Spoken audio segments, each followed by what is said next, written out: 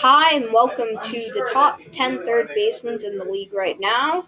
And this is part of our top 10 top 10 at every position ranking video series that will cap off with the top 100 players in the league. You can see a similar thing like this that I made on a Google document, except for all time, and a link in the description.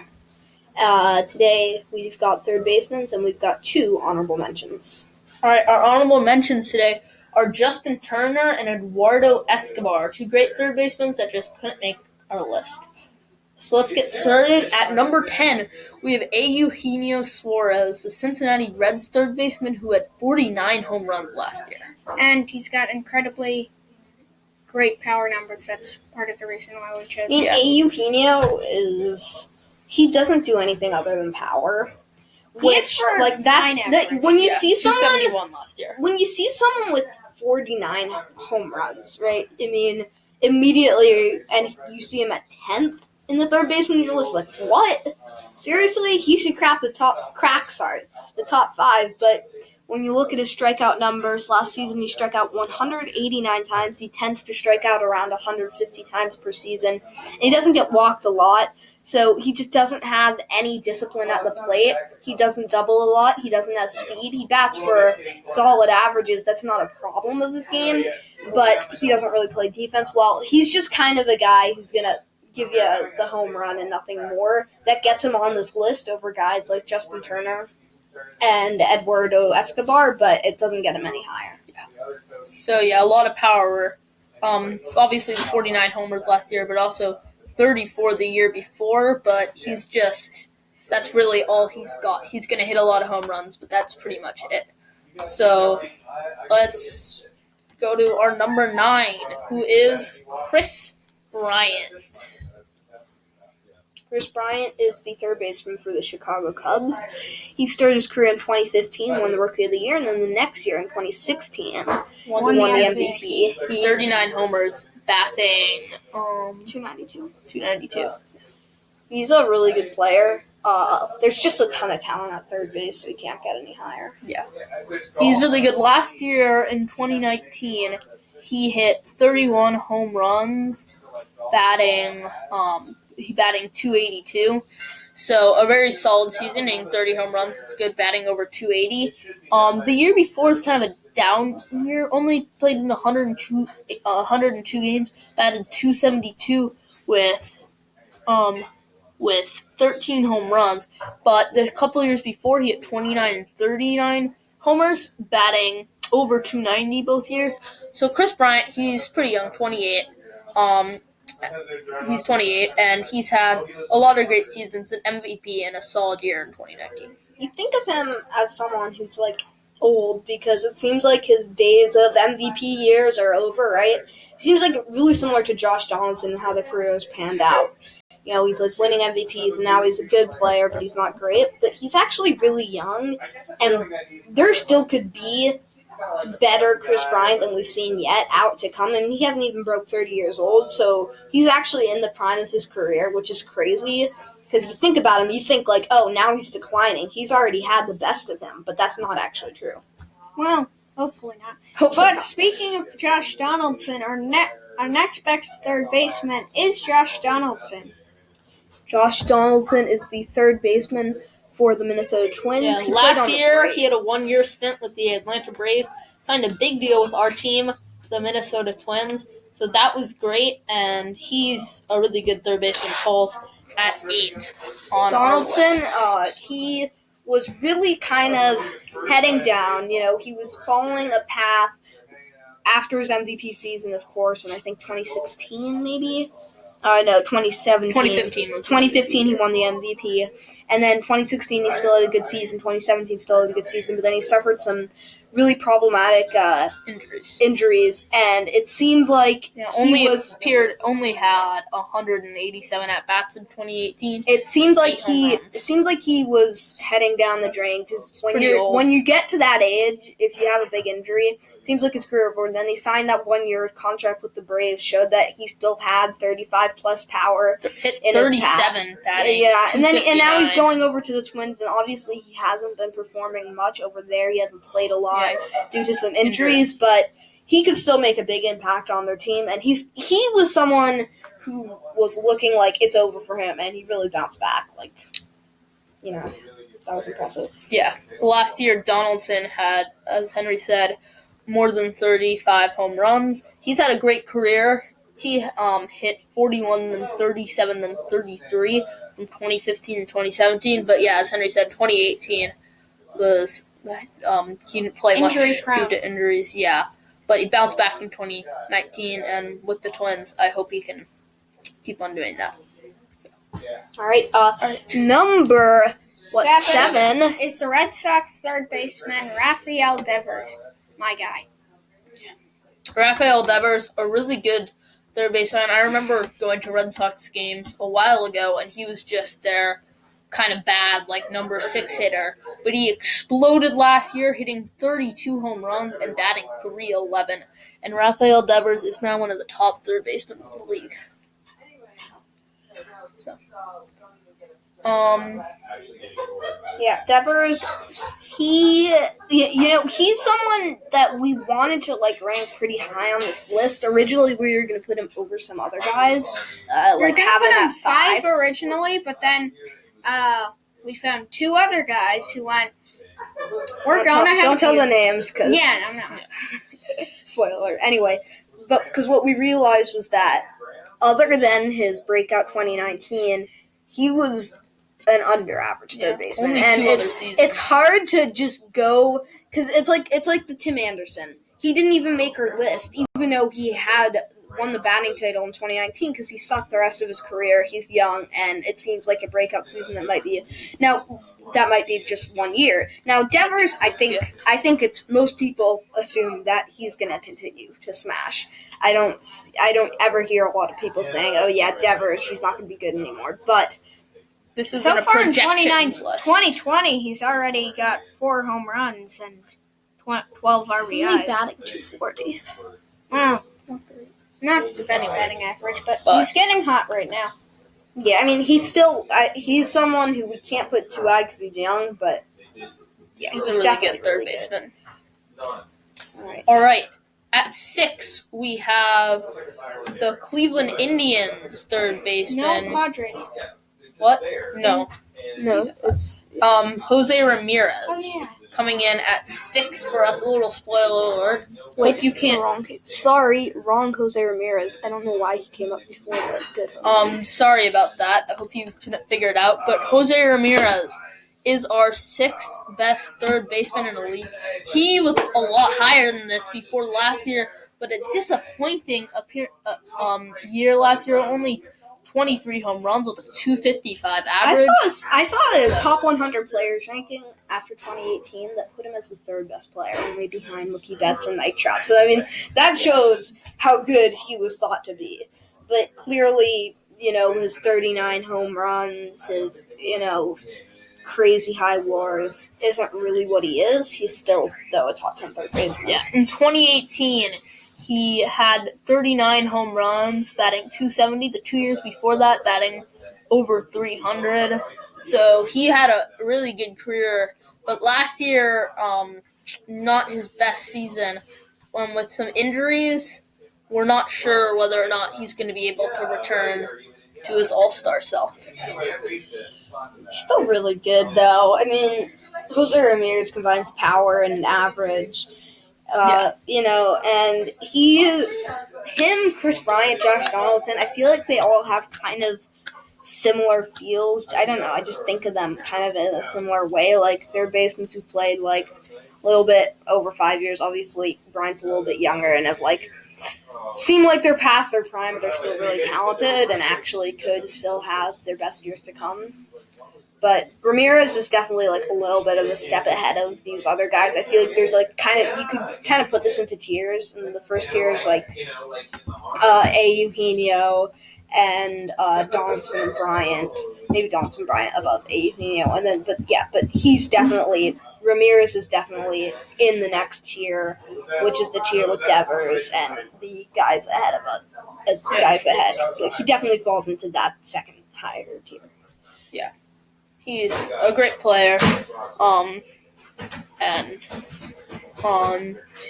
People hope he will bounce back. I don't hope he will bounce back because Indians player. The Indians. Yeah. But All right. let's go to the top 5. 5. At 5, in case you caught the spoiler a little while ago, we have Manny Machado, the third baseman for the San Diego You Padres. said Manny. Manny, I mean. Anyway, but Let's just call him Manny Machado for the rest of it. anyway, but the third baseman for the San Diego Padres, and he already hit a grand slam this season, so that's pretty good.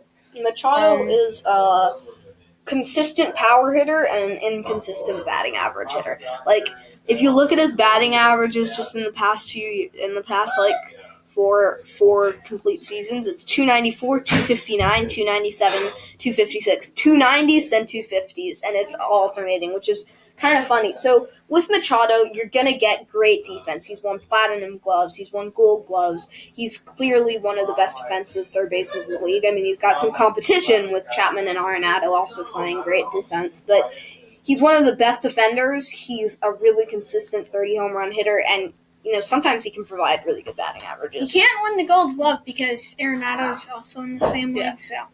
He has a few times, I think. Well, he's won a few Gold Gloves in the American League. Yeah, because he used to play for both. But now he's in the National League, and now he can't win Gold Gloves. Remember his days in Baltimore? Yeah. Only good player. Arenado has won the Gold Glove literally every single year of his career. But yeah, Manny Machado, really good power hitter. He's hit over 30 home runs the past 5 seasons, over 35, 3 of those. He, as Henry said, he bats for good averages, sometimes bad averages other times, but he's a really good player. Just looking at his stats, he has over 85 RBIs the past 5 years. As I said, over 30 home runs the past 5 years. Over 30 doubles for the past 5, hitting 41 season. He's a really good player. He gets a good amount of at-bats, and he hits for a lot of power as well as streaky averages. So definitely one of the best players in the league. Heading into the top 4, I feel like this is when the players start getting really good. At 4, we have Matt Chapman, the third baseman for the Oakland Athletics, and arguably the best defensive third baseman in the league. Matt Chapman is won a platinum glove last year. Got a pretty good offensive year last year too. I would have to say he's obviously a well above average offensive player, but he strikes out way too much. Over 140 in 2018 and 2019. He doesn't bat for great averages, batting a career 256 average. He now is a really good power hitter. He's got 9 this season. He had 36 last season. So he's definitely one of the 24 the year before. I mean, he's definitely one of the better power hitters. But he's not a good average hitter. He walks all right. He walks all right, but he strikes out too much. If you look at his OPSs, I mean, they're in the 8s, which is good. But I don't think he's very special offensively. I don't think he's better than... Well, he hits a lot of doubles. I don't think... Over 35. Yeah. 36 last year. 42 in 2019. I honestly don't think if he was just a normal defensive player, if he was Jose Ramirez defensively, I would not put him on this list. I would not want him on this list. I would say, yeah, he's not as good as Eugenio. But then you look at the defense, and you see that he has won the Defensive Player of the Year. He's won 2 Gold Gloves in his 4 years playing.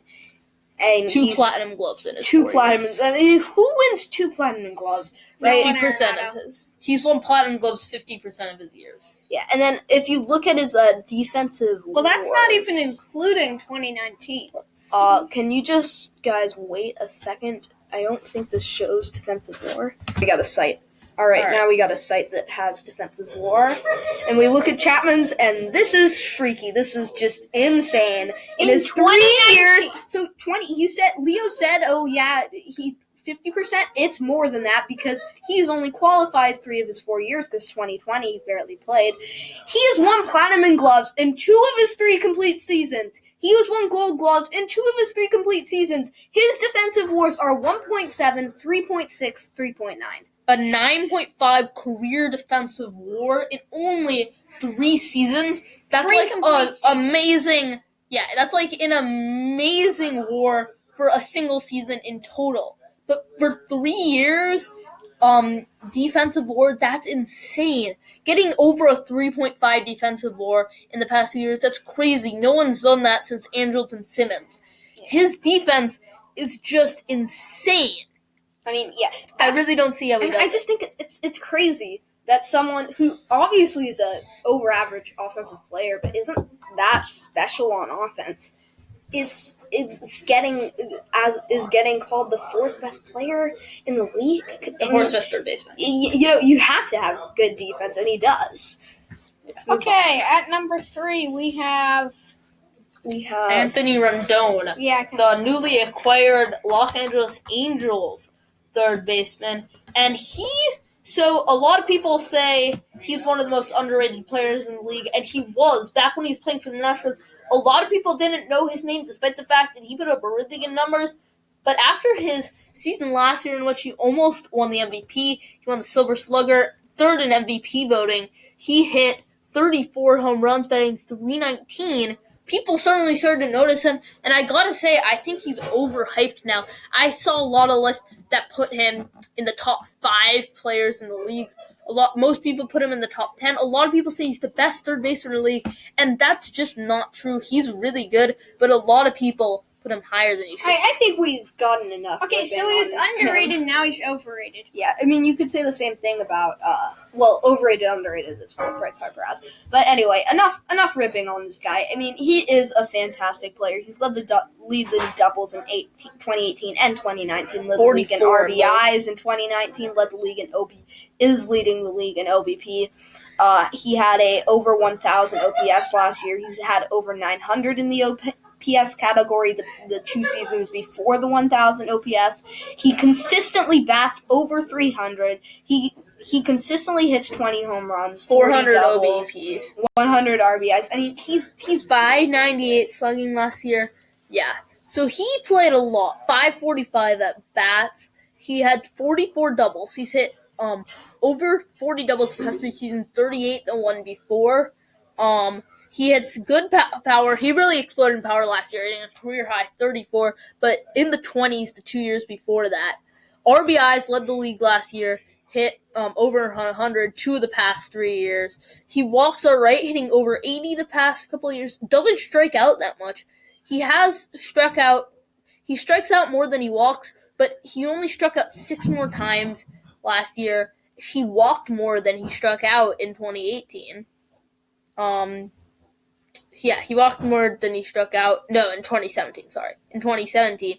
Great batting averages, great OBPs, great slugging, great OPS. There's really nothing not to like about this guy. He just also plays a pretty good defense. He plays great in all areas. Yeah, on defense, pretty good. Not so great the last couple seasons, but getting a 2 over defensive 1.1 WAR in 2014. Yeah, and over 1 in 2017 and 16. So, yeah. So yeah, he's just crazy. He had a great 2019, and yeah, would have won the MVP in most years, but really stacked it out last year. But Bellinger. Yeah, but just a really great player. I kind of talked too much about him, but it's okay. His numbers are just insane. Moving on to someone who is not too high. Not too much above Anthony Rendon. You know, it's an obvious choice to have him above Anthony Rendon, but it's not a too big margin. It's Alex Bregman, who's played a 4-year career and has a .285 career batting average. He actually led the league in walks last season, which is something you don't really see from him. 423 OBP, over 1,000 OPS last season, over 900 the season before. He has led the league in doubles. He hit over 40 home runs last season, over 100 RBIs the past 2 seasons. All-around good player. Third base is easily the best position in the league. Having somebody like Anthony Rendon at third at the position is crazy. Someone who hit 49 homers last year at 10. Third base is just a stacked position all the way up the board. Just great players. Alex Bregman may have cheated, but he's still a great player. The power shows it. Yeah, he did cheat. Wow. But I mean, that's the thing. Like, it's really hard now, like, to think, okay, let's look at Jose Altuve. Let's look at Alex Bregman. Let's look at Carlos Correa. Yordan Alvarez, any of those guys, and be like, okay. Well, Alvarez was on rookie last year. Okay. And then be like, okay, yeah, they're putting up just ridiculous stats. How much of the Astros season how much of the Astros players' success was because of them being successful, and how much was the steroids? Because, I mean, not steroids. Steroids. I mean, that's sorry. I mush all the cheatings together. I think of them as the same thing. But yeah, I mean, it's kind of annoying because now I'm not gonna like take them off. I don't do that for steroid users either. I just kind of treat stats like they are. But it's hard to figure out what you want to really think of as real. Yeah, but Alex Bregman really good last year. 119 walks. He had 41 blasts. 296 batting average. 423 OBP. And a 1015 OPS. Yeah, second in MVP voting. He was an all-star and a silver slugger. He's just a really good player. He's still young. And he's been really good for his whole career. 31 homers the year before. Yeah, there's just not much not to like about Bregman. All right, if anyone wants to say something, they can, but I think we can move to number 1. Which is Nolan Arenado. And if anyone who's watching this video ever wanted to put Rendon or Bregman over Arenado, just like, you're so stupid. Because people will say, like, oh, Arenado's declining. He might be 30, but he's not any older than 30 years old, right? He had a better individual season than either of those guys last season. I mean, yeah, I would say that. And he's also an absolutely amazing defender. He's won great Gold Glove offensively. every year of his career. 7 times. Look, I think that he's gonna hold the record for most Gold Gloves as a third baseman, maybe even most Gold Gloves ever. He'd have to get 18 to be the most Gold Gloves of any third baseman. 18 to be the most Gold Gloves ever. He'd have to get, I think, 13 to be the most of any third baseman. But, he's on the right track. I mean, to have a Gold Glove in every season, along with hitting 40 home, he's the only third baseman to ever record 3 130 RBI seasons, and he did it back-to-back-to-back. He's got great OPS, his 893 career, and he doubles well. Yeah, I'm just looking at his award page here. He won the Rookie of the Year, Gold Glove. He did not win the Rookie of the Year. He was 7th. Oh, yeah, 7th in Rookie of the Year, 8th in MVP, Gold Glove, Silver Slugger. 5th in MVP, Gold Glove, Silver Slugger. 4th in MVP, Gold Glove, Silver Slugger. 3rd in MVP, Gold Glove, Silver Slugger. All those years he's got All-Star too. So in the first 2 seasons, he's a 7-time Gold Glover, 4-time Silver Slugger, 5-time All-Star. He's finished 8th, 5th, 4th, 3rd, 6th in MVP voting, and 7th in Rookie of the Year. Okay. In the first 2 seasons of his career, he was just a defender. Like he didn't hit 20 home runs. He didn't bat for very high averages. But then in the past 5 years, he's became a great offensive player as well. I don't want to hear the chorus effect because he's just a beast. He's hit over 37 home runs the past 5 seasons. He's hitting over 40 103 times RBIs. and leading the National League 3 times. Over 100 RBIs the past over 5 110. He's also he's also better on the road than at home. Yeah. People who say cores are fast. And then also, if you look at his defensive WARs and then his offensive WARs, it just doesn't make sense. D-WAR, 2.3, 1.5, 2.8, 1.7, 1.8, 1.2. He's just a great defender. Well, listen to this. In 2020, he already has an 0.7 defensive WAR. That's great. That's better than Matt Chapman, who has an 0.3, by the way. And so, to look at that and just think about it, it's just crazy. What you should do after you're done with this video, because you're already on YouTube, go search Nolan Arenado defensive highlights, because there's just so much. He makes so many diving stops, so many on-the-run catches into the stands on foul balls, right? There's just so much of it. He does it so much, and even if Matt Chapman's a better defender, even if you want to argue that, Manny Machado's a better defender, which he isn't, but even if you want to argue that, Nolan Arenado just makes more plays. He's more flashy. He's more fun. And then look at the offensive WARs. He's consistently in the 5s. Like, he just does it all. He's so good. Yeah. So, Nolan Arenado, hands down, the best third baseman in the league. I think that wraps up our video. So yeah, check out the link in the description to Henry's We may do a video Henry's series on it. top 5 player at every position in the league. Check out our second channel, and thanks for watching. Bye.